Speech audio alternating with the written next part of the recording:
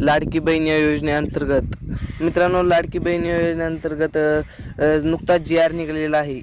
तर लाडकी बहीण योजनेसाठी कोण अर्ज करू शकते याची सविस्तर अपडेट जाणून घेऊयात.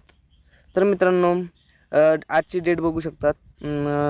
आज 29 जून 2024 लाडकी बहीण योजनेचा महिलांचे आरोग्य व पोषण त्याची आर्थिक स्वावलंबनासाठी राज्यात विविध योजने राबवण्यात आलेली आहे. महिलांच्या श्रम सहभागाचा पुरुषांच्या तुलनेत कमी आहे, ज्यामुळे त्यांच्या आर्थिक स्वातंत्र्यावर परिणाम होतो.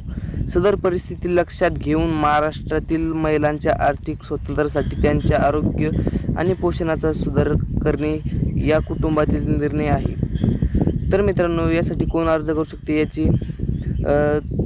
तर महाराष्ट्र राज्यातील आर्थिक स्वातंत्र्यासाठी त्यांच्या आरोग्य पोषण सुधारण्यासाठी कुटुंबातील निर्णायक भूमिका मजबूत करण्यासाठी महाराष्ट्राचे मुख्यमंत्री एकनाथजी शिंदे यांनी लाडकी बहीण योजना सुरू करण्यास मान्यता दिली आहे.